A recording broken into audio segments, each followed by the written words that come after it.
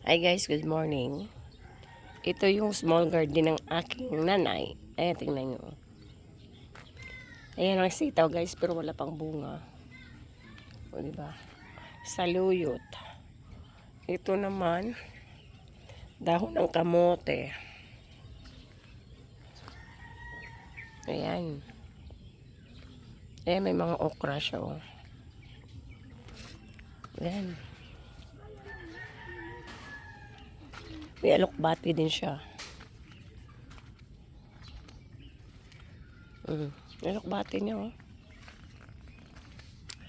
O diba? Ang haba na. Oh. Ayan mga okra.